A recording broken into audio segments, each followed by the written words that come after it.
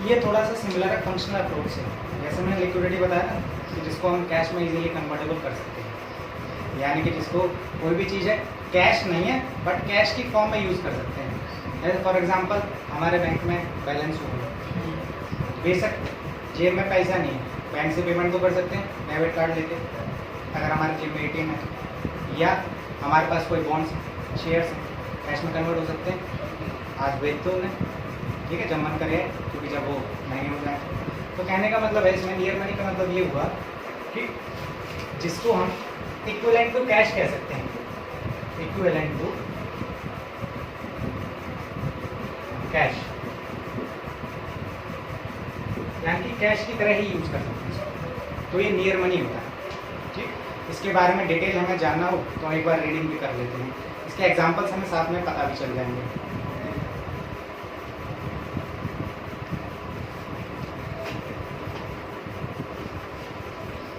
ज़्यादा कुछ नहीं दे रखा, बस थोड़ी सी एक दो लाइन। हाँ, और कुछ ऐसे असेट्स भी होते हैं जो हम यूज़ कर सकते हैं। There are certain assets which are usually as not as liquid as coins and currency notes, क्योंकि सबसे ज़्यादा तो लिक्विडिटी मानी जाती है, जो मार्केटेबिलिटी मानी जाती है, लिक्विडिटी का दूसरा नाम मार्केटेबिलिटी, वो हम कॉइन्स को कह सकते हैं, करेंसी को कह सकते हैं, जिसमें हमारे पेपर नोट्स और साथ में कॉइन्स भी आ जाते हैं। मार्केटेबिलिटी मतलब क्या, लिक्विडिटी। और जो हम मनी सप्लाई में जो लेवल पढ़ेंगे ना M1, M2, M3, वो हमारे डिपेंड करता है किसकी सबसे ज़्यादा लिक्विडिटी है, वो उसका पहला लेवल, ठीक है, और नीचे नीचे करके फिर हायर लेवल पे आ जाएंगे। ठीक, अब इसमें थोड़ा सा ही बोल रखा है कि करेंसी नोट्स और हमारे कॉइन्स तो लिक्विड होते हैं but they are easily convertible into money for paying the debts. कोई भी कर्ज है उसको पे करने के लिए तो हमारे पास पैसा है, तो कर्ज हमारा चुक जाएगा। तो इसी तरीके से हमारा क्या है, करेंसी और कॉइन्स यूज़ किए जाते हैं। ठीक, अब सपोज करो हमारी जेब में पैसा नहीं और कोई हमसे कोई कर्जदार लेने आए, क्रेडिटर आ गए कोई पैसा मांगने, तो हमारे पास है नहीं, तो फिर हमें, अगर हमारी जेब में ATM कार्ड है, पेमेंट कर सकते हैं बराबर, स्वाइप करो ऐश करो। ठीक, नेक्स्ट है, there are highly liquid but not as liquid as real money. वो लिक्विड तो होते हैं बट उतने लिक्विड नहीं होते जितना करेंसी होती है हमारी, जितना हमारे पेपर नोट होता है, कॉइन्स होता है। क्योंकि कॉइन्स और करेंसी का मतलब ये हुआ, पेपर नोट का है तो तुरंत पैसा दे दो, कैश है तो सबसे ज़्यादा लिक्विडिटी किसकी हुई, कॉइन्स और मनी, पेपर मनी की। तो ऐसे इसमें बात बोल रखी है। And these are nearer money. अब इसमें आता क्या है, एग्जाम्पल जरा देखने पड़ेंगे हमें। पहला आता है इसमें नेशनल सेविंग डिपॉजिट्स। जैसे कल जो मैंने बताया था ना, जितनी भी हमारी पोस्ट ऑफिस में स्कीम्स चल रही है या बैंक में जितनी हमारी चलती हैं पॉलिसीज, जिसमें पैसा जमा करके रखते हैं एज अ डिपॉजिट की तरह, वो सारी इसमें आ जाती हैं। तो इसके एग्जाम्पल हमारे साथ में आ सकते हैं, जैसे नेशनल सेविंग डिपॉजिट्स। और नेशनल सेविंग डिपॉजिट्स की बात की जाती है तो बेटा नेशनल की बात है इसमें पोस्ट ऑफिस, क्योंकि पोस्ट ऑफिस जो नेशनल इंस्टीट्यूशन इस्टेब्लिश है, यानी कि पोस्ट ऑफिस जो है वो पूरी जगह है, उसकी सारी ब्रांचेस हैं और सेंट्रल गवर्नमेंट के बीच में आता है ना। तो ये बात इसमें आ जाती है, तो इसमें पोस्ट ऑफिस आ जाएगा। सेकंड इसमें बात बोल रखी है कि जितने भी हमारे किसान विकास पत्र होते हैं, नाम से पता चल रहा है, ठीक है, तो ये किसान की हमें पता चल जाता है कि भाई उसकी इनकम कम होती है, तो जितनी उसकी बचती है उतना पेमेंट वो कर देता है और उसको एज अ सर्टिफिकेट मिल जाता है। विकास पत्र यानी कि कुछ ना कुछ बढ़ के ही मिलेगा उसे, और पत्र यानी कि एक तरह से सर्टिफिकेट की फॉर्म में। FD कराते हैं, फिक्स डिपॉजिट, सर्टिफिकेट मिल जाता है हमें, बैंक दे देता है लोग। ये तुमने 1 लाख की FD करा दी, फिक्स डिपॉजिट करा दिया, तो वो क्या है, एक टर्म के लिए डिपॉजिट हो जाए, क्योंकि इनको बोला जाता है टर्म डिपॉजिट, और इकोनॉमिक्स में बोलते हैं टाइम डिपॉजिट। एक टाइम के लिए तुमने फिक्स ड्यूरेशन के लिए पैसा डाल दिया और जब तुम्हारी मैच्योर हो जाएगी उसे तुम निकाल लोगे बैंक से, ठीक है। तो ये तुम्हारे क्या है, लिक्विड, हमारी नियर मनी में बोला जाता है, यानी कि easily convertible into the cash. Near money का मतलब easily convertible into the cash और इक्वल टू कैश, जो कैश के बराबर है। क्योंकि ऐसा होता है कि हमारी डेली लाइफ में आज है पैसा, कोरोना काल चल रहा है, जेब में पैसा नहीं है, क्योंकि बिजनेस नहीं चल रहा, धंधा नहीं चल रहा, या जॉब्स वगैरह नहीं है, तो कहाँ से कैश आएगा, इनकम कहाँ से होगी, और वो बिजनेसमैन जो वो अपने वर्कर्स को कहाँ से इनकम देगा। अब सपोज करो हमारी जॉब बंद हो गई, तो हमारा पैसा क्या होगा, जो हम कन्वर्टेबल कर सकते हैं कैश को, जो हमारा बैंक में बैलेंस पड़ा हुआ है, जो हमने FDs ले रखी हैं, जो हमने नेशनल सेविंग सर्टिफिकेट ले रखे हैं, डिपॉजिट्स वगैरह कर रखे हैं, जो हमने किसान विकास पत्र कर रखे हैं, तो ये सारी इसमें चीज आ जाती है, किसान विकास पत्र। ये पॉलिसी भी हमारी पोस्ट ऑफिस में चलती जाती है।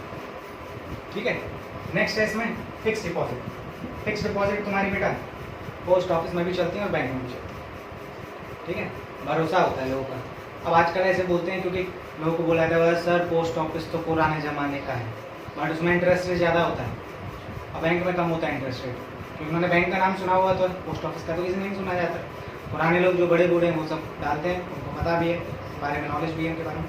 तो फिक्स डिपॉजिट्स हैं ये इसमें आ जाते हैं नियर मनी में, क्योंकि इनको हम क्या है कैश में कन्वर्ट कर सकते हैं ज़रूरत पड़ने पर। हमें आज नीड है, आज हमें ज़रूरत है तो आराम से कर सकते हैं। और हाँ, ऐसा नहीं है कि सर इनका बोल देगा सर 5 साल से पहले पैसा नहीं मिलेगा। आज ज़रूरत है आज करवा लोगे, हाँ बट ये इंटरेस्ट नहीं मिलेगा तुम्हें, कुछ काट के पैसा सम दे देगी तुम्हें बैंक या पोस्ट ऑफिस, है ना। जैसे ऐसा बोलता है कि सर किसी की शादी आ रही है या किसी को घर बनवाना है और उसका पैसा 5 लाख गिर डला हुआ है, तुमने अभी स्टार्ट किया 3 साल हुई है, तो 3 साल के लिए क्या है, अब तुम्हारा तीसरी साल है, तुम्हें अब जरूरत पड़ रही है तुरंत, या फिर कोई बात हो जाती है, कोई बीमार हो जाता है तो तुरंत पैसे की जरूरत पड़ती है, तो उसमें क्या है तुम उसको तोड़वा सकते हो। तो उसमें क्या है एफडी तोड़ी जा सकती है, ब्रेक की जा सकती है। तो ये सारी चीज़ ब्रेक की जा सकती हैं, बस उसके बदले तुम्हें इंटरेस्ट नहीं मिलता, वो प्रिंसिपल अमाउंट मिल जाता है और थोड़ा बहुत जितना 3 साल का बन रहा है वो 4% के हिसाब से नॉर्मल रेट के हिसाब से दे देगा। वो इंटरेस्ट नहीं मिलेगा जो तुमने पोस्ट ऑफिस ने बताया था तुम्हें। क्योंकि आज की तारीख में अगर मैं बोलूँ, मैंने बोल दिया कि भैया मैंने कहीं पैसा डाल दिया पोस्ट ऑफिस में, उसने बोला साहब 6% के रेट से मिलेगा, 5 साल बाद 5वीं साल जो होगी उसमें तुम्हारा 6.8 का पूरा आ जाएगा, 1 2 3 4 5 ईयर्स तक का। 5वें 4थे साल तक तुम्हारा 4% ही चलेगा पैसा, लास्ट ईयर में पूरा एनुअल सम करके आ जाएगा तुम्हारा टोटल। अगर मैं 4थी साल में निकाल लूँ तो मुझे 4% से मिलेगा, 6% नहीं मिलेगा। 6% जब मिलेगा जब उसकी मैच्योरिटी डेट पूरी हो जाएगी। ऐसी ये फिक्स डिपॉजिट है। आरडी रिकरिंग डिपॉजिट्स जिसको हम बोलते हैं। फिक्स डिपॉजिट और रिकरिंग डिपॉजिट में क्या फर्क होता है, बस ये कि इस पर क्या है दोनों में कंपाउंड इंटरेस्ट चलता है। ठीक है, इंटरेस्ट के ऊपर इंटरेस्ट नोन है कंपाउंड इंटरेस्ट। अब बस फर्क ये होता है कि इसका इंटरेस्ट ज़्यादा होता है। इसमें क्या कर सकते हैं, इसमें जिसके पास पैसा है, किसी को 1 लाख 2 लाख लगा दिया, फिक्स डिपॉजिट डाल दिया। अब जैसे कोई हम जैसा गरीब है कि भैया रोजाना इतनी रेगुलर तो है नहीं, या हमारे पास पैसा नहीं है, मिडिल पर्सन है, या जिसकी जॉब पता नहीं है कि नहीं, तो वो क्या है थोड़े थोड़े अमाउंट में तोड़ के दे सकते हैं। इसको अगर मैं बोलूँ ना कि ब्रेकेबल अमाउंट में दिया जा सकता है, इसमें 1 लाख दे देते फिक्स डिपॉजिट में, इसमें क्या है 5-5 हज़ार करके शुरू कर दिए या 1-1 हज़ार करके, इसमें जाती है पर मंथ। इसमें जो पेमेंट मिलेगी वो पर मंथ की मिलेगी, यानी कि तुम्हें जो डिपॉजिट जो करना है वो पर मंथ के हिसाब से करना है। और इसमें क्या है तुम लमसम डाल देते हो, लमसम मतलब 1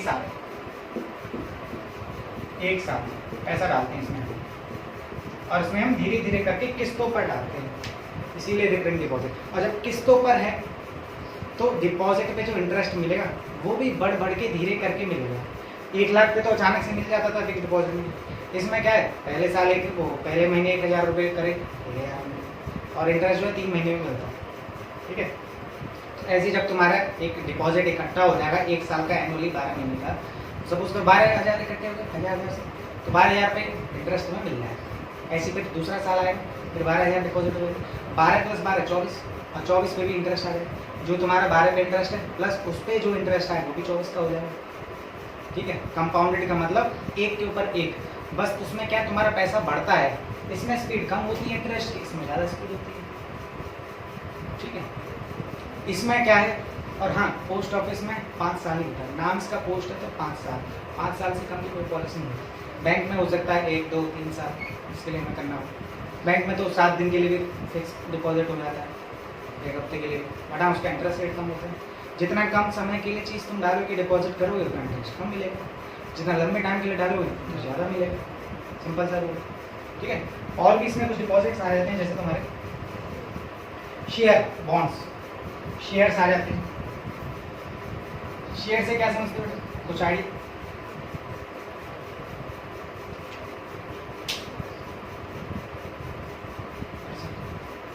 पेपर की फॉर्म में जो लेते हैं बेटा ये सभी पेपर की फॉर्म में, सभी पेपर मिलता है, सर्टिफिकेट मिल जाता है। शेयर कंपनी से खरीदा जाता है। हाँ, और ऐसा होता है जैसे फॉर एग्जांपल हम 4-5 को पैसा लगाना है, हमने सोचा कंपनी स्टार्ट कर लेते हो। तो जो तुम पैसा लगा रहे हो, कहने का मतलब है तुम सारे शेयर होल्डर हो और पैसा लगाने वाला मालिक होता है। तो मालिक जो पैसा लगाता है, मैंने बोला ना पैसा लगाना कहने का मतलब कैपिटल है। बिजनेस में भी कैपिटल लगती है, कौन लगाता है? मालिक लगाता है। तो कंपनी में भी जो कैपिटल लगाएगा वो कौन लगाएगा? मालिक लगाएगा। तो वो कंपनी के मालिक को बोला जाता है शेयर होल्डर। और इस पे जो कैपिटल, अब जब चारों की कैपिटल इकट्ठी हो जाएगी तो कंपनी की कैपिटल बोल सकते हैं कि हम चारों मिलकर क्या इकट्ठी कर रहे हैं? कैपिटल में कंपनी शुरू कर रहे हैं तो कंपनी कैपिटल हो जाएगी। तो वो कंपनी की जो कैपिटल है, सपोज करो हम चार सभी ने मिला के लगाया, सपोज करो 10 लाख रुपए इकट्ठे हो रहे हैं, ठीक। हम कितने हैं? चार में डिवाइड हो, तो जितने भी नहीं, चार। अब सपोज हमने ये करा कि हमारे पास 10 लाख रुपए लग गए। हमने सोचा कि भाई इन 10 लाख को ऐसे अमाउंट में ब्रेक करना है कि वो चीज जो कन्वर्ट होगी वो तुम्हारी शेयर्स में आएगी। सपोज कर लो तुमने 10 लाख की जो कैपिटल जो लगाई थी उसमें पर रुपीज जो लगा वो शेयर 10 रुपए का रखा है, क्योंकि शेयर की ज़्यादा वैल्यू नहीं थी, 1 2 3 4 5 रुपए का भी होता है, 10 रुपए का भी होता है। छोटी कंपनी भी हम तो 4 में ले रहे हैं, जिसमें ज़्यादा शेयर होल्डर होते हैं उसमें ज़्यादा शेयर का रेट होता है। तो इसको बोलते हैं फेस वैल्यू। ये 10 रुपये जो है ना, ये हमारी फेस वैल्यू है। अब इसको अगर हम डिवाइड दे दें तो 10,000 आ जाता है हमारा। तो ये क्या है? 10,000 ये हमारे आए शेयर्स। ये 10,000 शेयर्स आए क्योंकि डिवाइड कर दिया हमने। क्या कैपिटल को छोटे छोटे पार्ट्स में ब्रेक कर दिया है। तो छोटे छोटे पार्ट्स में जब कैपिटल को ब्रेक कर दिया जाता है उसको हम शेयर बोलते हैं, और इनको मिला के बोला जाता है कंपनी की शेयर कैपिटल। क्योंकि कंपनी पैसा किस में लगा रही है? शेयर में। शेयर होल्डर पैसा किस में लगा रहे हैं? कंपनी में। कंपनी क्या इशू करेगी? शेयर इशू करेगी। और वो शेयर क्या है? कैपिटल को तोड़ लिया है, डिवाइड कर दिया किससे? फेस वैल्यू से। हम कह सकते हैं कि इसका फॉर्मूला भी हो सकता है total capital upon face value. इससे क्या निकल के आएगा? हमारा शेयर निकल के आएगा। और कंपनी जब इन्वेस्टर पैसा लगा देता है, क्योंकि हम तो प्रमोटर हैं, कंपनी को जो स्टार्ट करता है वो प्रमोटर होता है, और जो बाहर से पैसा लगा, क्योंकि प्रमोटर भी पैसा लगाते हैं। हम बोलेंगे ना भाई, कोई अगर हमें भी अपनी कंपनी का ग्रो करना है बिजनेस, हम बोलेंगे भाई तू भी पैसा लगा, तू भी पैसा लगा, उनको क्या बोलेंगे भैया कि भाई हमारे में लगाओ, कन्विंस करेंगे।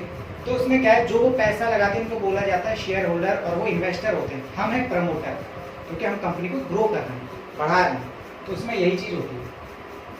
नेक्स्ट बात, तो इसके बदले क्या है, जो पैसा लगा दिया जाता है ना, जैसे बैंक में तुमने पैसे डिमांड डिपॉजिट कर दिए, तुमने पैसे जमा कर दिए 1 लाख रुपए एफडी करा ली, तो बैंक बदले में क्या एक सर्टिफिकेट दे देगा तुम्हें, उसमें लिख देगा इस नाम से इस लड़के ने अपना फिक्स डिपॉजिट स्टार्ट किया है, डेट भी लिखी होगी कौन सी डेट है, और मैच्योर डेट भी लिखी होगी किस डेट को वो पूरी हुई है, और इतना रुपए उसे मिल जाए, ये भी लिखा है। सब कुछ लगा रहता है और ठप्पा लगा रहता है। ऐसे ही कंपनी भी इशू करती है शेयर सर्टिफिकेट, बोला जाता है उसे। कि कंपनी के पास क्या है, वो कैपिटल जो है वो शेयर के फॉर्म में टूटी हुई है, ठीक है, छोटे छोटे सब्सटेंस में टूटी हुई है। तो कंपनी क्या इशू करेगी, वो क्या है, कंपनी ऐसा भाई कोई चीज़ सर्टिफिकेट दे रही है तो उसका मतलब क्या है भाई, हम जो पैसा लगाने वाला उसको विश्वास मिल रहा है एज अ पेपर के फॉर्म में, सर्टिफिकेट के फॉर्म में। विश्वास है जब तो उसने पैसा लगाया है ना। कल को हम कहने लग जाएं कि भैया पैसा लगा दो, हमारी कंपनी रजिस्टर्ड भी होनी चाहिए तभी कोई पैसा लगाएगा, ठीक है। तो ये चीज़ होती है इसमें शेयर।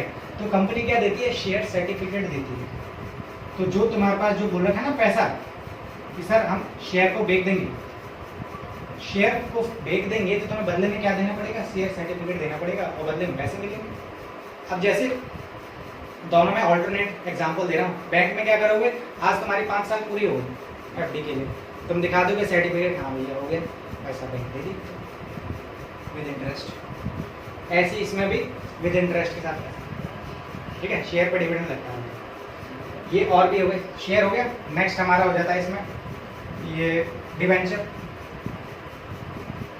डिवेंचर इसको हम कह सकते हैं अपना धन, अपना मनी है, यानी कि कंपनी के अपने मालिकों ने लगाया। डिवेंचर को कह सकते हैं लोन अमाउंट, ये लोन का अमाउंट होता है, लायबिलिटी होती है जो कंपनी को सबसे पहले देनी पड़ती है।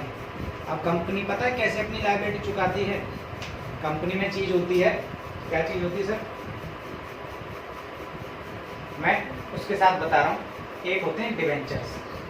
तो डिवेंचर्स के मालिक कौन होंगे? Debenture holders. Debenture holders. Company की जो शेयर कैपिटल होती है वो दो पार्ट्स में होती है, एक होती है इक्विटी शेयर कैपिटल, दूसरी preference share. Preference share capital और दूसरी मैंने बताया इक्विटी शेयर कैपिटल।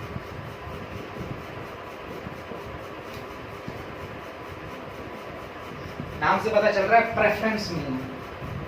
सबसे पहले प्रेफरेंस दिया जाएगा, इससे पहले ये है हमारी कैपिटल जो हमने लगाई, इक्विटी, ओनर्स कैपिटल, उसको बोला जाता है ओनर्स कैपिटल। ये होंगे बाहर के लगाने वाले। हमने बोल दिया कोई हमसे एक और एक्स्ट्रा आ गया एडिशनल कि हमारे हम इक्विटी हैं, ओनर हैं, ओनर ऑफ द कंपनी हैं, तो ये इक्विटी शेयर होल्डर होंगे। प्रेफरेंस जो बाहर के पैसे लगा रहे हैं वो भी हैं, शेयर होल्डर हैं, वो भी मालिक हैं, वो प्रेफरेंस शेयर होल्डर, हम इक्विटी शेयर होल्डर हैं। अब प्रॉफिट पता कैसे मिलता है कंपनी को? जो प्रॉफिट का जो मार्जिन होता है, सबसे पहले डिवेंचर्स को अदा करो भैया, क्योंकि लोन अमाउंट है वो चुकाना पड़ेगा। फिर कटा पिटा भाग प्रॉफिट का पार्ट प्रेफरेंस शेयर होल्डर को दिया, और लास्ट में जो बचा वो इक्विटी शेयर को दिया। ऐसे प्रॉफिट डिस्ट्रीब्यूट होता है। तो कंपनी क्या शेयर इशू शेयर सर्टिफिकेट देती है, और अगर आज हमें ज़रूरत पड़ती है किसी इमरजेंसी केस में तो हम शेयर्स को बेच सकते हैं, बदले में हमें शेयर सर्टिफिकेट देना पड़ेगा। अब जैसे हम मोबाइल बेचना चाहते हैं तो मोबाइल लेने वाला क्या हमसे बिल मांगेगा, भाई बिल दिखाओ, फिर तो पता चलेगा कितने प्राइस में लिया था। तो ऐसे शेयर सर्टिफिकेट क्या दिखाएगा, इसको भी प्राइस होगा, इतने प्राइस पे इतने शेयर इशू करे हैं, कंपनी की कॉमन सील होगी, ठप्पा होगा और नाम लिखा होगा किसके नाम पे शेयर थे। फिर ट्रांसफ़र किया जाएगा तो शेयर सर्टिफिकेट ट्रांसफ़र होगा, चेंज होगा, एडिटिंग होगी, नाम काटा जाएगा, मतलब वही कंप्यूटर के फॉर्म में। तो ऐसे इसमें शेयर सर्टिफिकेट से हमें पैसा मिलता है। ठीक है, डिवेंचर्स भी हमारे ये लोन के अमाउंट, डिवेंचर्स सर्टिफिकेट होता है इसका। ठीक है, यानी कि अगर को ये मान लो कि भाई तुम्हारी कंपनी है, मैं बाहर का इंसान हूँ, मैंने पैसा लगा दी, तो जो तुम्हारे बिजनेस के लिए जो होगा वो लोन की अमाउंट होगी, क्योंकि तुम्हें पहले क्या चुकता करना पड़ेगा, भैया पहले प्रभात सर को पैसा दो उनको पहले।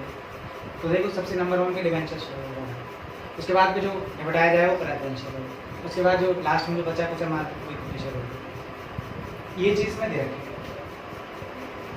नेक्स्ट है ट्रेजरी बिल्स या bill of exchange. Bill of exchange से भी हो जाता है। अब जैसे कल को मैंने किताबों की दुकान लगाई, मेरे से करंट किताब लेने आया, तो उसने कह दिया सर आप तो मेरे पास पैसे नहीं, मैं कल दे जाऊँगा। तो वो क्या बना के देगा मेरे को, प्रॉमिसरी नोट बना के देगा, वो प्रॉमिस कर रहा है मेरे से। और बिल ऑफ एक्सचेंज भी प्रॉमिसरी नोट है।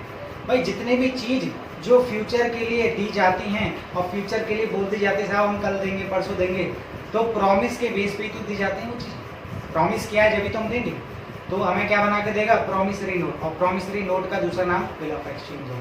प्रॉमिसरी नोट हमारी करेंसी भी है, पेपर मनी भी है, हमें सेंट्रल गवर्नमेंट को प्रॉमिस करती है। ठीक है, तो ये सारी चीज़ें तुम्हारी नियरर मनी में आ जाएंगी। और इन्हीं में ही क्या इसमें क्या है, बिल ऑफ, ये दो तरह का होता है, एक बिल्स रिसीवेबल, एक बिल्स पेबल। इसके लिए बिल्स पेबल होगा क्योंकि मेरे को पे कर रहा है फ्यूचर में, बिल्स रिसीवेबल होगा, मेरे को अमाउंट रिसीव होगा फ्यूचर में। दोनों की माइंड में अलग अलग चीज़ चलेगी, पर आना करेंसी ऐसा ही है आजकल। ठीक है, तो ये चीज़ होती है। तो ये नियरर मनी है, ये आराम से कैश में कन्वर्ट हो जाती है। मेरे को जरूरत पड़ेगी तो मैं इससे कल ही मांग लूँगा पैसे, भैया पैसे दे दे, क्योंकि इसने प्रॉमिस मुझे किया हुआ था, बिल ऑफ पेमेंट बना के दे दिया, बिल्स पेबल का। ये फ़र्क होता है, इनसे हमें क्या पैसा मिल जाएगा। मैंने क्या बोला, टाइम लिमिट दी होगी, 5 साल दिए होंगे, इमरजेंसी आ गई आज 3 साल या 4 साल में, तो मिलेगा पैसा बट कट के मिलेगा। ठीक है, तो ये सारी तुम्हारी नियर मनी में हो गई, इक्विवेलेंट टू कैश, यानी कि कह सकते हैं कि इजीली कन्वर्टेबल इनटू कैश, ये भी कह सकते हैं।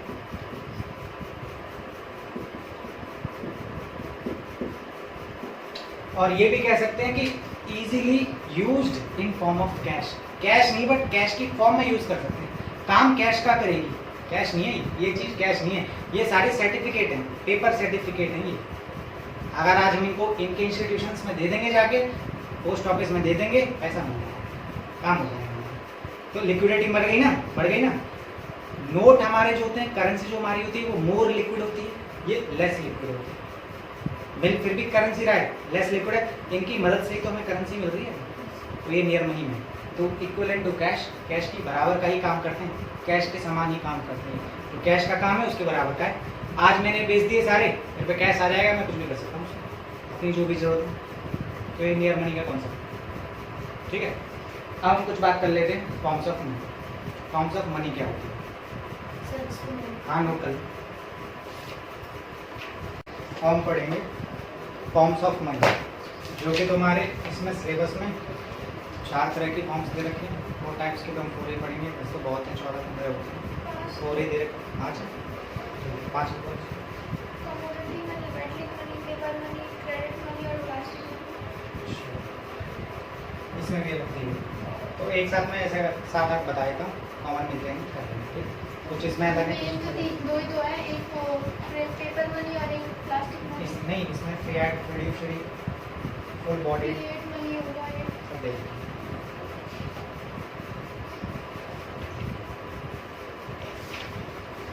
और नियर मनी भी टाइप्स ऑफ मनी का पार्ट ही है। वर्ड दे रखा है। नियर मनी को हमने डिटेल में समझ चुके हैं। अब हम आ जाते हैं अपने टॉपिक पे। पहला मनी टाइप हम पढ़ रहे हैं,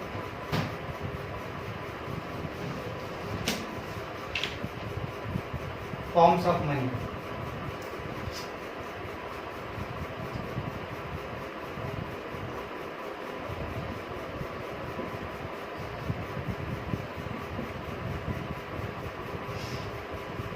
बहुत सारी फॉर्म्स देखने को मिलेंगी हमें, सारी नहीं बताऊंगा, सिर्फ जो है जो कॉमन मुझे पढ़ ली है, तो दूसरे बुक में अलग लिखेगी हमारे बुक में।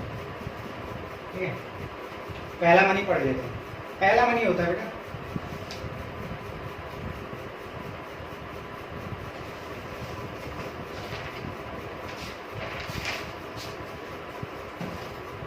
Soil money.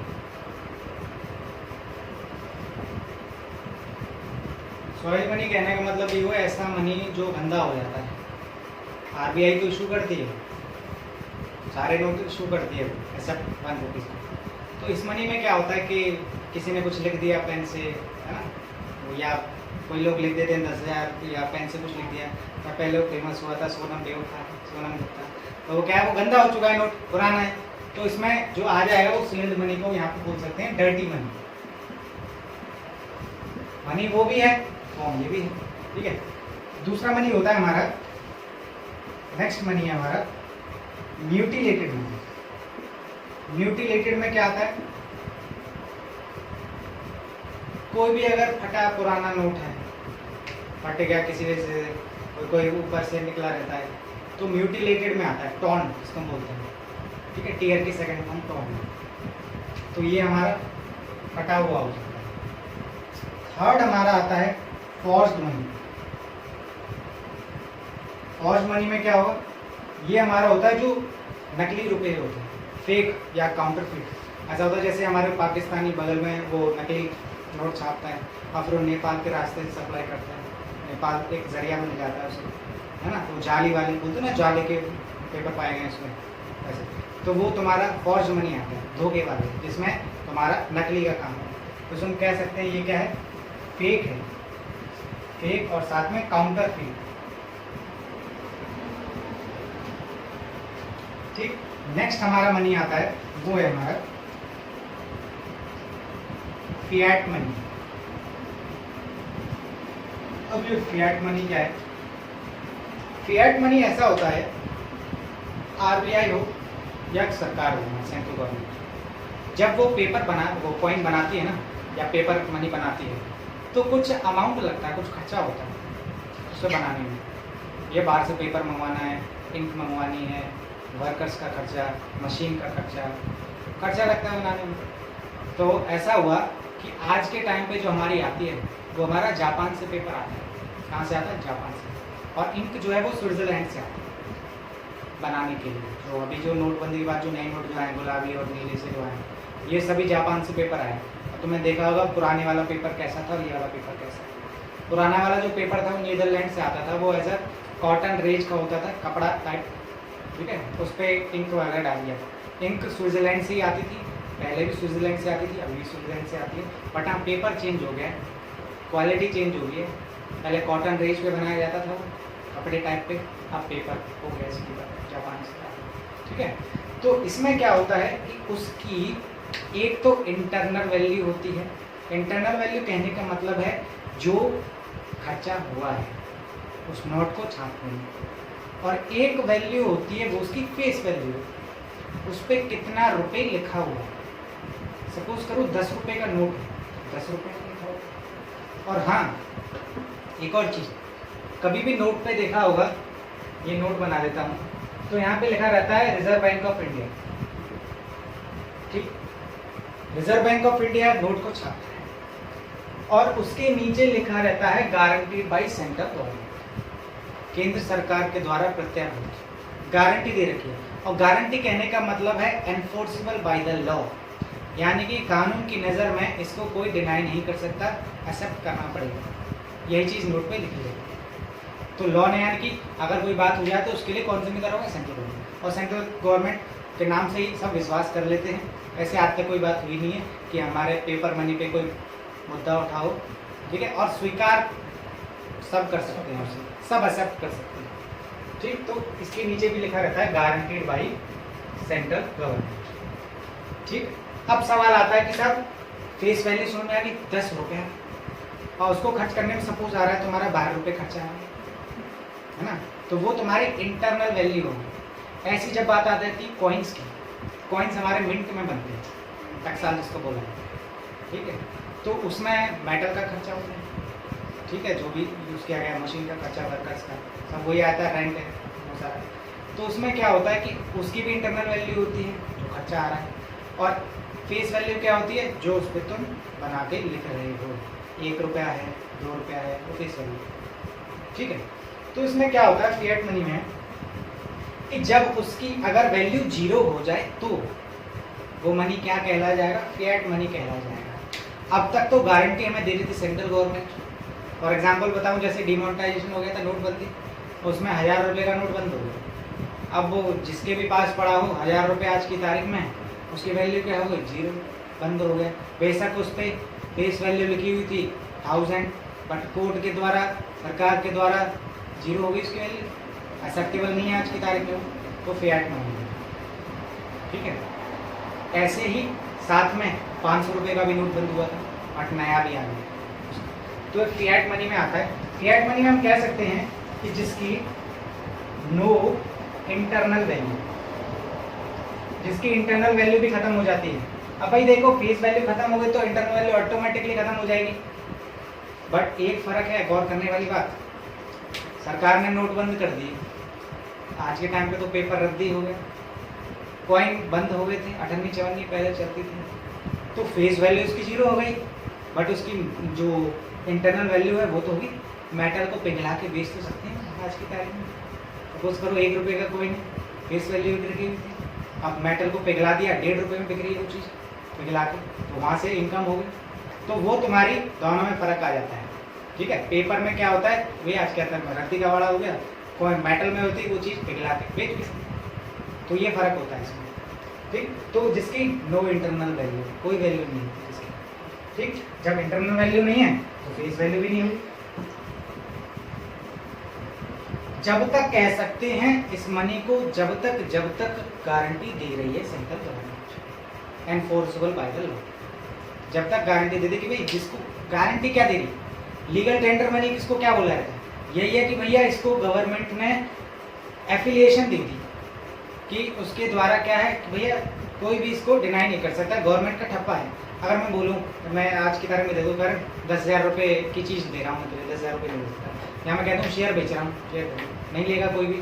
नोट दे दूँ गवर्नमेंट के ठप्पे वाला, एक्सेप्ट कर लेगा हर कोई। This is called the legal tender money, साफ दिख जाएगा सेंट्रल गवर्नमेंट नाम उस पर, गारंटीड बाय सेंट्रल गवर्नमेंट, यही है तुम्हारा लीगल टेंडर का मतलब, जो डाउट है, ठीक है। यानी कि गवर्नमेंट इसको एफिलिएशन दे दी, गारंटी दे दी, इसको कोई डिनाई नहीं कर सकता। और ये तुम्हारा मीडियम ऑफ एक्सचेंज में भी आता है एक्सप्लेनेशन, क्योंकि मीडियम ऑफ एक्सचेंज क्या है भाई, एक्सचेंज होगा पैसे का, तो उस पर साफ वो देखेगा भाई गांधी जी दे हुए हैं, guaranteed by the central government लिखा हुआ है, साथ में सिग्नेचर है गवर्नमेंट ने पूछा था, पास में दिया था नहीं, शक्तिकांत दास, ठीक है, शक्तिकांत दास, ठीक, तो फिएट मनी। अब थोड़ा समझ लेते हैं फिड्यूशरी मनी। ये फिड्यूशरी मनी क्या होता है?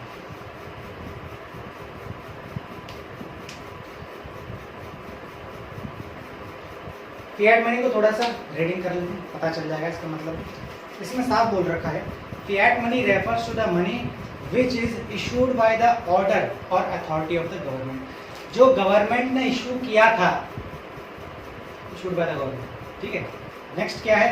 It includes all notes, coins which the people in a country are legal bound to accept, यानी कि उसके लिए बाध्य हैं, लाइबल हैं। लाइबल वर्ड लिखा रहता है नोट पे कि भाई इसको एक्सेप्ट करने के लिए लाइबल हैं, एक्सेप्ट करना पड़ेगा, ठीक है। बाउंड भी लाइबिलिटी का मतलब आ गया नहीं, यानी कि उसका दायित्व तो बनता है, उसकी जिम्मेदारी बनती है एक्सेप्ट करने की, कोई इसको मना नहीं कर सकता, ठीक। हाँ, बाकी इसकी डेफिनेशन पता है, दो चीज़ है।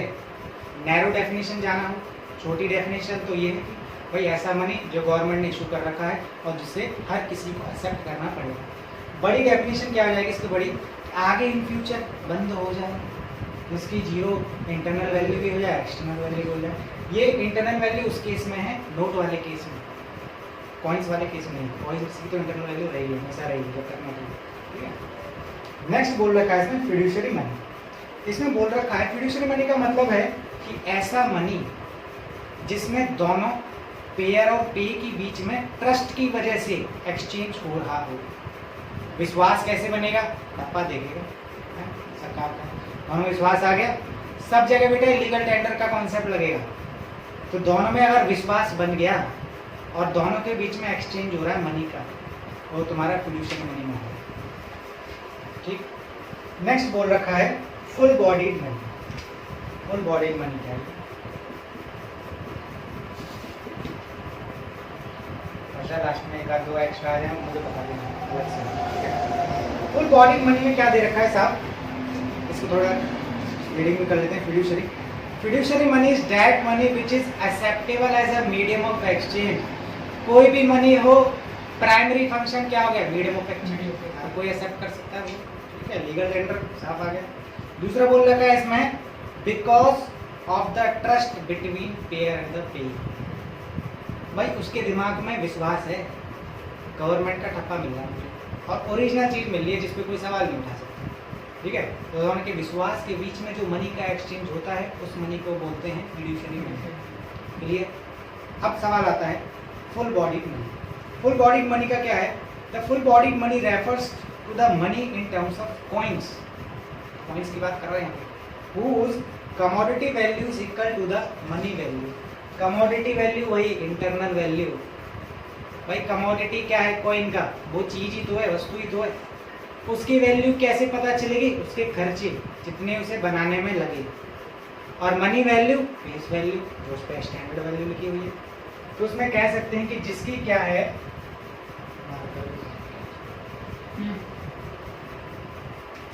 जिसकी कमोडिटी वैल्यू और मनी वैल्यू को फेस वैल्यू भी कह सकते हैं, ठीक है। क्या हो? सब बराबर हो, इक्वल हो, यानी कि नोट भी 10 रुपए का था, खर्चा भी 10 रुपए का है। कौन सा मनी है? Full bodied money.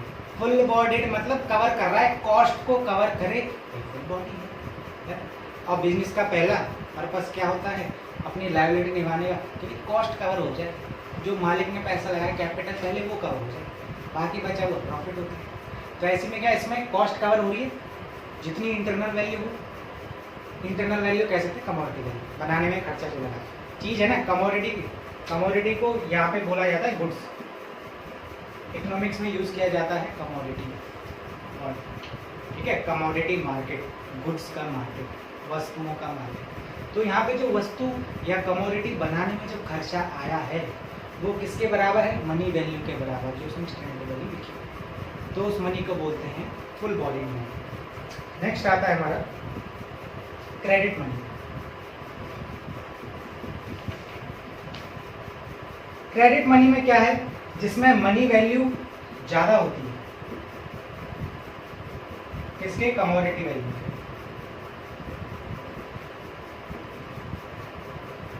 मतलब 20 रुपए का नोट है, खर्चा 18 रुपए में आ रहा है बनाने का, ठीक है, तो वो हमारा क्रेडिट मनी बोला जाएगा। ठीक, बस यही है, इसको हम एज अ सिंबल इक्वेशन की फॉर्म से भी पढ़ सकते हैं, वही चीज़ है। तो एक बार पढ़ लेते हैं। अब एग्जाम्पल जरा देख लेते हैं। एग्जाम्पल इसमें साफ दे रखा है, what is the market value of metal that the rupee coin is made up of India. यानी कि मार्केट वैल्यू क्या है उसकी, मार्केट वैल्यू यानी कि जो उस पर लिखा हुआ है 1 2 3 कितना लिखा हुआ है, मार्केट वैल्यू है, लिक्विडिटी वैल्यू, भाई इतने से तो चल रहा है। बोल दिया, दुकानदार बोले सर 1 रुपया निकाल के दे, 1 रुपया पता है हमें 1 रुपया लिखा हुआ है, लिक्विडिटी नहीं है, पूरा दे दिया निकाल के। तो इसमें पूछ रहा है क्या तुम्हें पता है मार्केट वैल्यू क्या है, लिक्विडिटी वैल्यू क्या है, दूसरी भाषा में बोलो।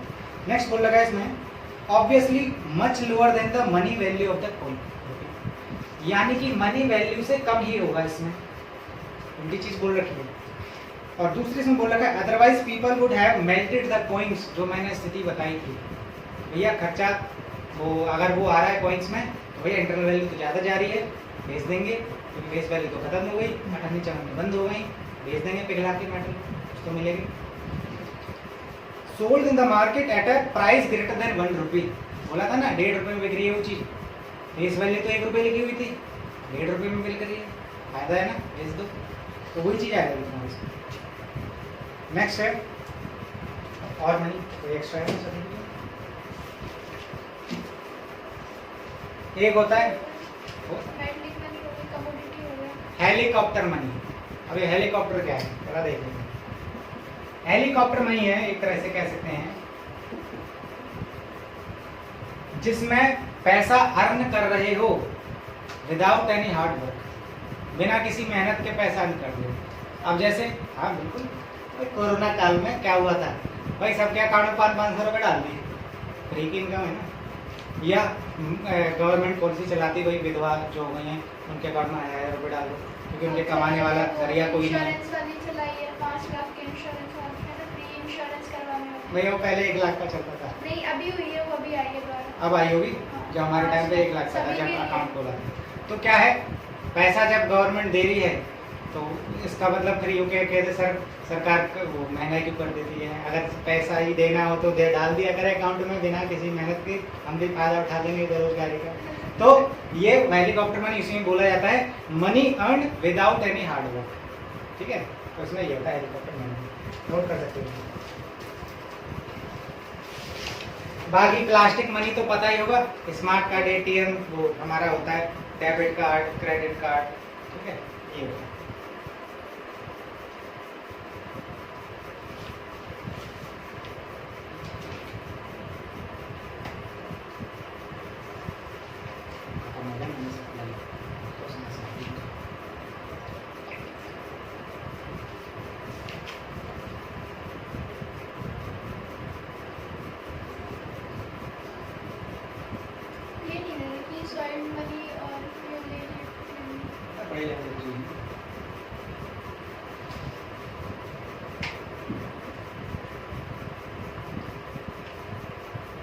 बहुत है, हार्ड मनी है, सॉफ्ट मनी है, चीप मनी है, डेयर मनी है, बहुत मनी है।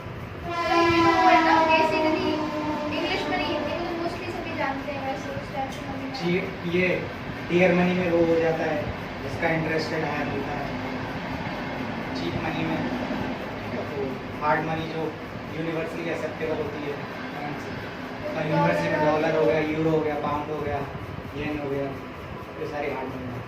बची हुई सॉफ्ट मनी में रहती है, हमारे रुपये सॉफ्ट मनी।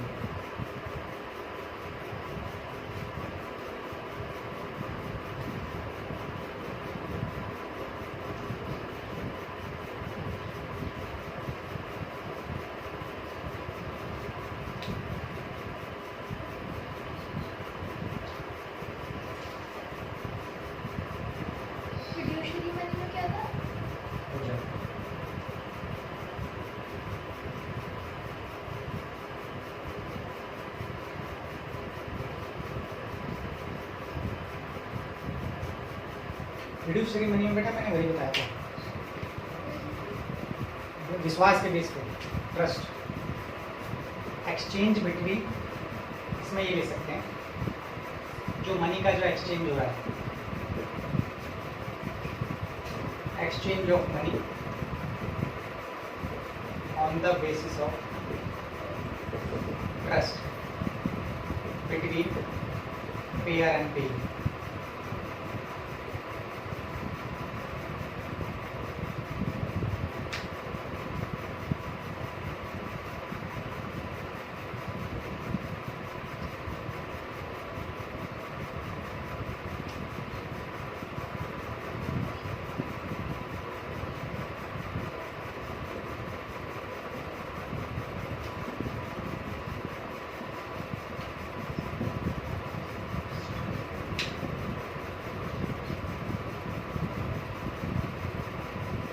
पेपर में ऐसे क्वेश्चन पूछ सकता है कि साहब वो मनी बताओ जो एक्सचेंज ऑफ मनी होता है ट्रस्ट के बेसिस पर, विश्वास के बेसिस पर।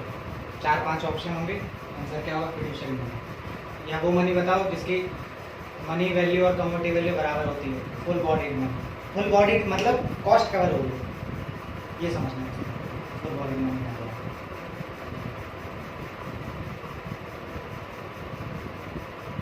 तुम्हारे बुक में फिएट मनी की सिर्फ उतनी डेफिनेशन दे रखी है कि मनी जो इशू कराती है with the authority of government, क्या आरबीआई इशू करती है, बस इतनी डेफिनेशन दे रही है।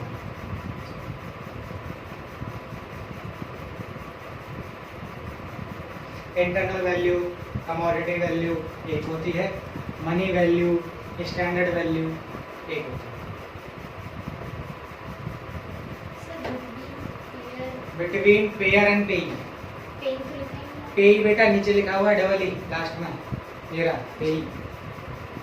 पेयर जो देने वाला है, पेई जो रिसीव करेगा।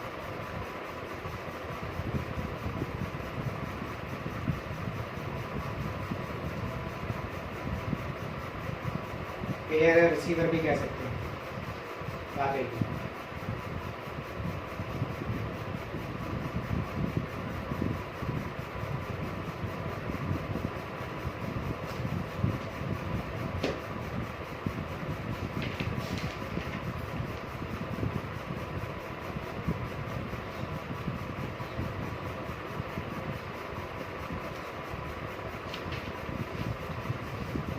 अरे सरकार हमारे अकाउंट में अगर अकाउंट हो तो 500 रुपये भी डलवा दे, पेट्रोल का खर्चा तो निकल आया करेगा, तो हेलीकॉप्टर में नहीं। सर क्रेडिट मनी बताना होगा। हाँ क्रेडिट मनी हाँ क्रेडिट मनी। अच्छा, जिसकी मनी वैल्यू ज़्यादा है, 20 रुपये का नोट है, 18 रुपये खर्चा आ रहा है, तो वो क्रेडिट मनी है उसमें। है क्या ऐसा वैसे? है क्या? किसी किसी देश में चलता है बेटा, तो इंडिया में नहीं। इंडिया में तो कम ही आता है जितने भी लोग- कॉस्ट वैसे भी अगर देखो, जब हमारा इन्फ्लेशन चलता है ना तो कॉस्ट ज़्यादा हो जाती है, तो प्राइस बढ़ जाता है, तो उसमें कॉस्ट ज़्यादा हो जाती है कमोडिटी में। और सर ये पेपर का जो मटेरियल है वो भी चेंज भी इसी वजह से किया है ना, इंटरनल की वजह से। कि बिल्कुल। जो पहले आता था वो थोड़ा कॉस्टली था, आपका आता है आपका थोड़ा चीपर है। तुमने पढ़ा हो वही हमारा जो मूवमेंट हुआ था, जब मूवमेंट हुआ था नॉन कॉपरेशन में, उसमें क्या था, खादी महंगी हुई थी ना, तो पहले कॉटन यूज होता था मनी का, खादी नहीं है। कॉटन रेज, वही मैंने बताया कॉटन रेज से बनता था पहले मनी। अब उसके लिए पेपर आने ठीक है, हुआ? आने वाले दिनों में ये भी ना हो। ये भी नहीं हुआ, ऑनलाइन ट्रांसफर चलता रहा, बता दूँ हो गया इसका।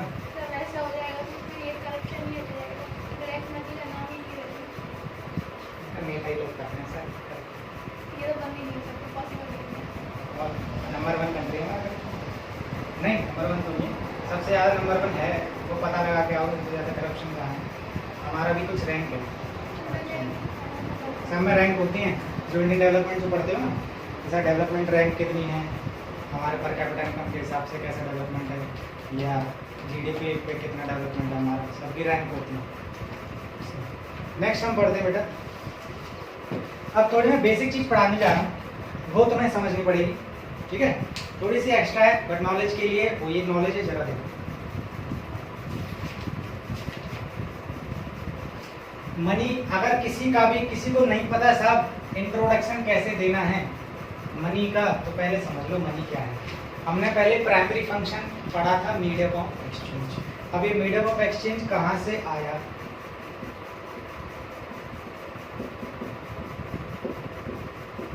ना तो हमें पता है कि भैया मीडियम ऑफ एक्सचेंज है, कोई भी चीज़ खरीदनी है तो उसके बदले में पैसा दिया जाता है, ठीक है। इसने क्या किया, इसके आने से क्या है, ये जो बात बताई जाती है मीडियम ऑफ एक्सचेंज, और ये मनी को जो प्रिंट करता है वो कौन करता है, आरबीआई। सेक्शन 22 की बात करूँ मैं तो क्या पावर देता है आरबीआई एक्ट 1934 में, वो प्रिंट करने की पावर देता है, ठीक। हमारी जो है जो करेंसी दो टाइप की होती है, मेटल की फॉर्म में और पेपर मनी में, तो ये जो प्रिंट करता है पेपर की फॉर्म में, ठीक है। तो यहाँ पे प्रिंटिंग की पावर दे रखी है। अगर तुम्हें इकोनॉमी समझनी है आज के टाइम की तो ये जरूरी है, ठीक। सेक्शन 24 का कहता है आरबीआई का, वो ये कह सकता है कि साहब तुम नोट बना सकते हो बट तुम्हें नोट डिनोमिनेशन में बनाने पड़ेंगे, 2 रुपये का नोट, 5 का नोट, 10 का नोट, 20 का, 100 का, 500 का, ठीक है। और मैक्सिमम जो डिनोमिनेशन लिखी हुई है वो क्या है, डिनोमिनेशन की पावर दे रखी है इसमें। मैक्सिमम डिनोमिनेशन जो दे रखी है वो 10,000 तक का नोट बना सकता है, लिखा हुआ है एक्ट में। एक कंट्री में 20,000 का। बेटा जब सबसे पहले हमारी डिनोम वो जो आई थी ना डिमोनेटाइजेशन, उसमें सबसे पहला नोट हमारा 10,000 का ही बंद हुआ था, पहले चलता था 946 का, ठीक। 10,000 तक का नोट बना सकते हैं, और कम से कम क्या है, मिनिमम 2 रुपये, ठीक है। अब बात कर लेते हैं कॉइन्स की। देखो बेटा, कहती सरकार ही है बट बनाने का काम आरबीआई ही करेगी। सरकार के पास इतना टाइम थोड़ा ना कि भैया वो करेगी। ड्यूटी जो दे रखी है वो कॉइन बनाने की, वो भी आरबीआई को ही दे रखी है, ठीक।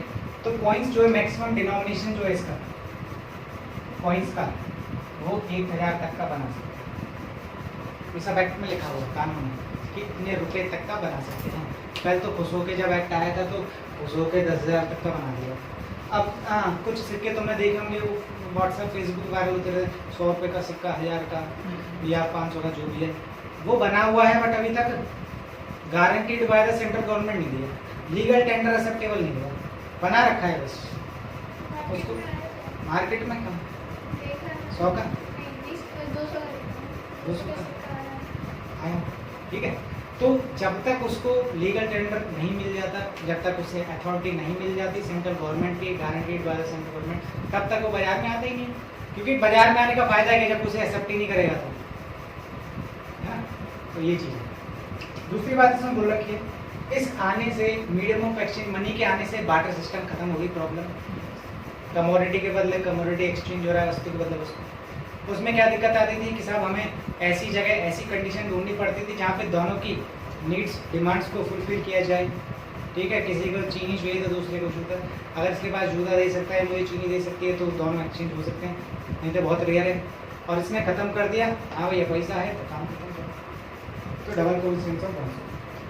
दूसरा, अब इसमें क्या बोला, हाँ एक और चीज़ इसमें ये भी बात बता रखी है हमें, पेपर नोट के बारे में जो हमें पता चलती है बात, वो हमें पता चलती है 7वीं सेंचुरी से चाइना में। पेपर नोट की जो बात कही गई, कॉइन्स इंडिया में पहले आए थे। प्लास्टिक की बात जो की जाती है, ऑस्ट्रेलिया का नोट देखा है डॉलर का, दिखाना भूल गया। प्लास्टिक का जो मनी है वो ऑस्ट्रेलिया से आया, अभी छापना स्टार्ट किया था 98 से रिसेंटली। पहले कागज पे प्लास्टिक पे फट नहीं सकता, ड्यूरेबल गुड्स हो एक तरीके से, जब तक साल से चलेगा। दूसरा, फर्स्ट नोट जो प्रिंट हुआ था, जो प्रिंट किया था सरकार ने, क्योंकि जब तक आरबीआई स्टैब्लिश नहीं हुई थी उससे पहले सरकार ही नोट प्रिंट करती थी, वो हुआ था 1970 मेड बाय सेंट्रल गवर्नमेंट। और आरबीआई की बात करूं, आरबीआई की, तो आरबीआई एक्ट तो 1934 में है, इस्टेब्लिश हुआ था 35 में, तो 35 के बाद ही बना होगा नोट, तो ये बना था फर्स्ट आरबीआई नोट जो प्रिंट करा था, वो किया था तुम्हारा 1938 में। ये कुछ पास्ट हिस्ट्री से बता देता है। और कॉइन्स तो तुम्हें पता है राजा महाराजा चलाते थे सारे इंडिया में, तो कॉइन्स तो कुछ हो गई। तो ये तुम्हारा कुछ है। इसको खत्म करने के लिए क्या हुआ, हाँ एक और चीज़, अब ये बेसिक चीज़ें जो समझ में जरूरी है। क्या पहला पॉइंट ये बोलता है ऑल कॉइन्स एंड ₹1 नोट कौन इशू करेगी, सेंट्रल गवर्नमेंट ऑफ इंडिया।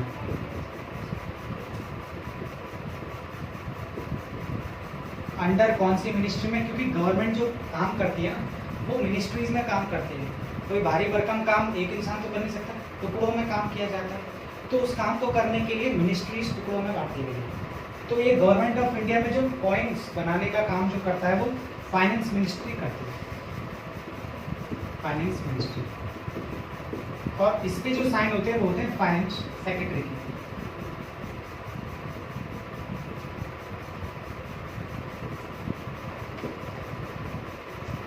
इतनी बात पता होनी चाहिए। दूसरी, अब सब सारे कॉइन्स आ गए इसमें और ₹1 का नोट आ गया। अब ₹2 की जो नोट की स्टार्टिंग जो होगी अप टू 2000, क्योंकि अब तक तो 2000 के तक चला, वो सारे जो होंगे तुम्हारे वो तुम्हारे आरबीआई बनाएगा 2 से लेकर 2000 तक। कौन बनाता है, RBI, reserve bank of India.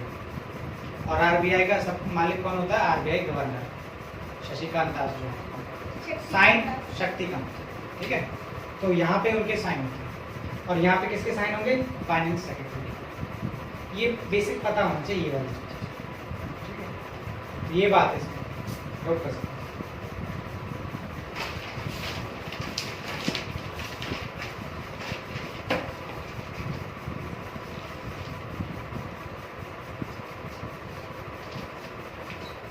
हालांकि अब तो ₹1 का नोट भी बंद हो गया है, बनाना बंद कर दिया है, हाँ, पुराने चल ठीक रहे है। हैं। मेरे पास रखा हुआ है 1981 का, जब ना तुम पैदा हुए थे ना मैं पैदा हुआ, पूरा रखा हुआ है।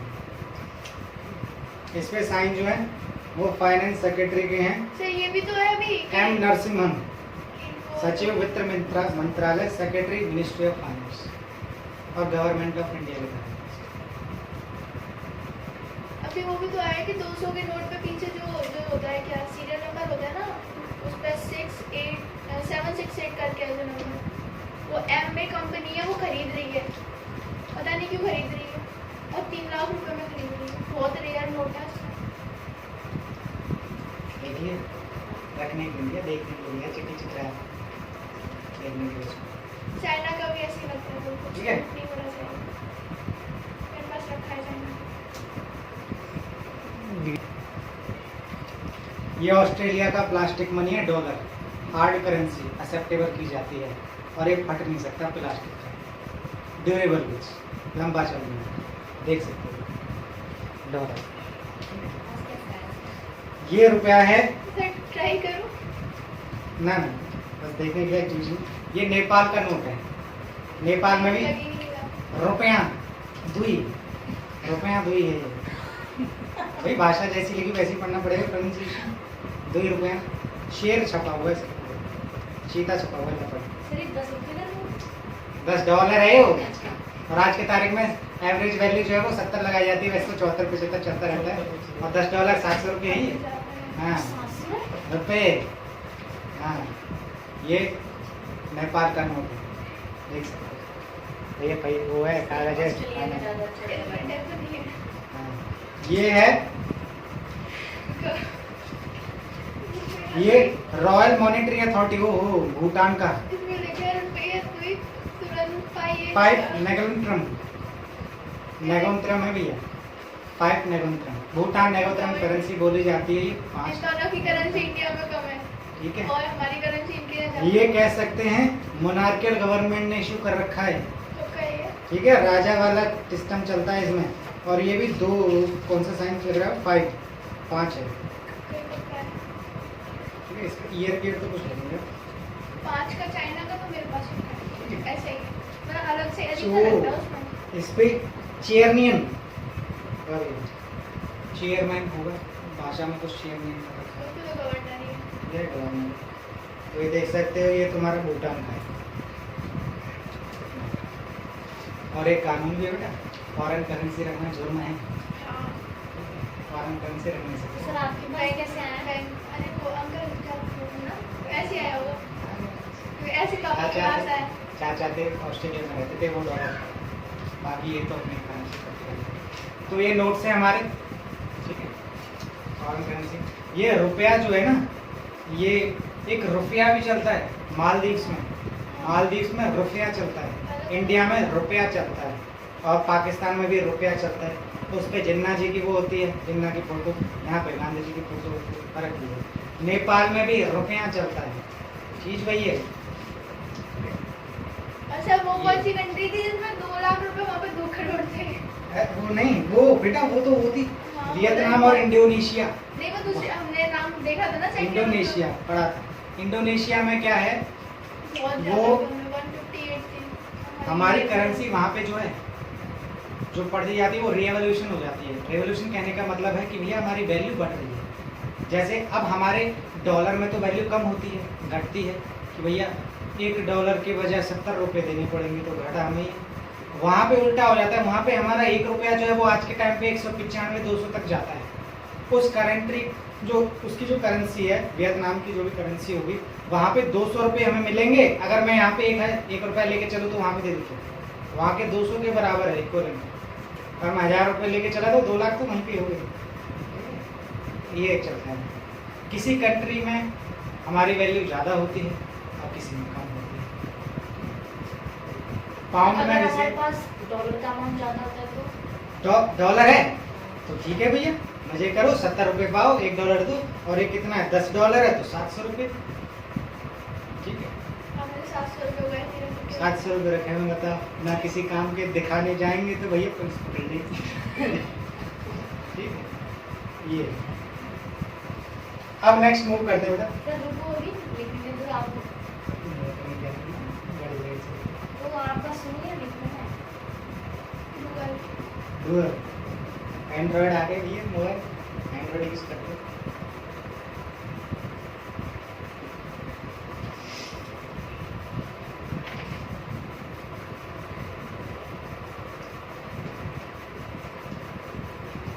हमारे नोट्स बनाने की कॉइन मिंट भी हैं, और पेपर मनी जहाँ पे बनता है वो भी है। तुमने देखा होगा आज मैं जो चीज़ बताने जाऊँगा वो बहुत ज़रूरी है, क्योंकि उस पर हर कोई व्यक्ति गौर नहीं करता, वो गौर करने वाली चीज़ है।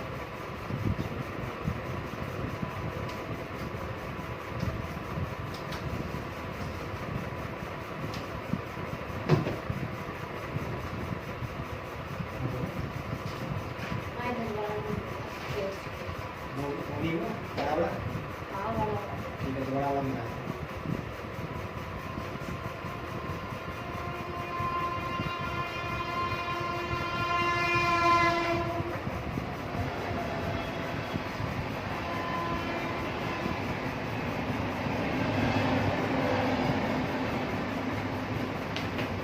कॉइन्स जो बनाती हैं, कॉइन्स को बोला जाता है सर 1 मिनट पहले नोट कर लूँ। कॉइन मिंटेड प्रेस, और जो नोट बनाती है इनको नोट प्रिंटिंग प्रेस बोला जाता है।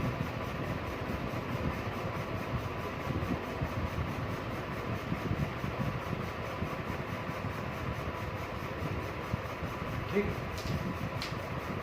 जहाँ पे कॉइन बनते हैं कॉइन प्रिंटिंग प्रेस, जहाँ पे नोट बनते हैं नोट प्रिंटिंग प्रेस। हमारे इंडिया में दोनों नहीं 4 जगह हैं, 4 जगह पर कॉइन्स बनते हैं और 4 जगह पर ही नोट बनते हैं। ठीक है, अब जरा पता करते हैं, अब जरा नोट करते हैं। पहली जगह जो है वो है कोलकाता, दूसरी जगह जो है मुंबई, तीसरी हैदराबाद, और लास्ट नोएडा। यहाँ पे पता कर लेते हैं नोट जो बनते हैं। पहली है नासिक, नासिक महाराष्ट्र में MH, गाड़ी का नंबर फॉलो करेंगे। दूसरी है देवास, देवास मध्य प्रदेश में है MP। थर्ड है हमारी मैसूर, मैसूर जो कि कर्नाटक में है।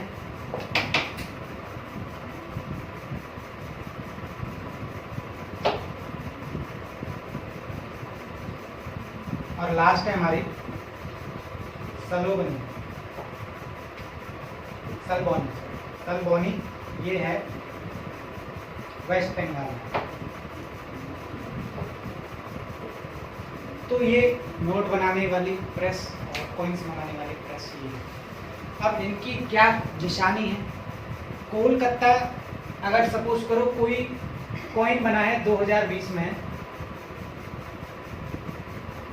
उसके नीचे कोई निशानी नहीं है तो वो कोलकाता में बना है, ठीक।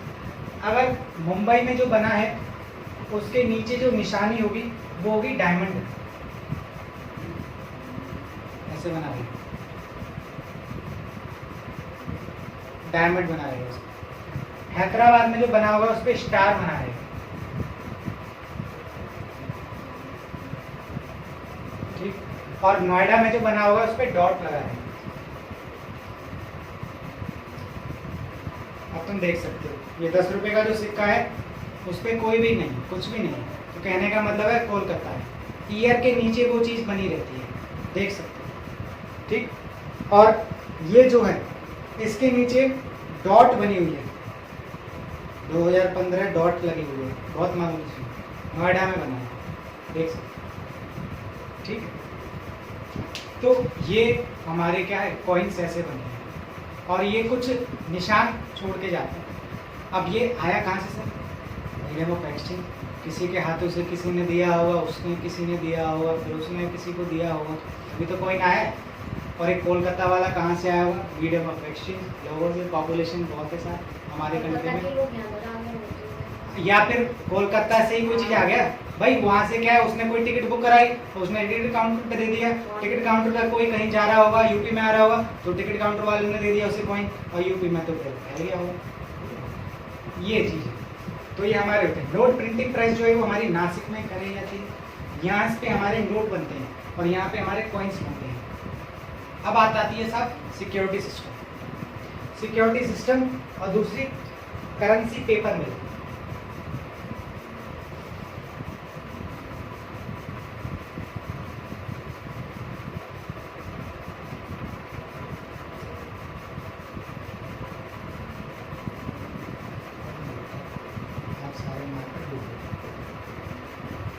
इंडियन करेंसी पेपर नोट, ये पेपर को क्या करती है? ये डिस्ट्रीब्यूट करती है, ठीक है। पहले इसके पास पेपर आया था, फिर ये नासिक, देवास, मैसूर इन सब में जाके फिर इंक लगाई जाती है, जो भी आगे स्टेप्स वगैरह करने हैं वो सब किया जाता है। तो ये जगह जो है वो है होशंगाबाद, होशंगाबाद जो है वो मध्य प्रदेश में है।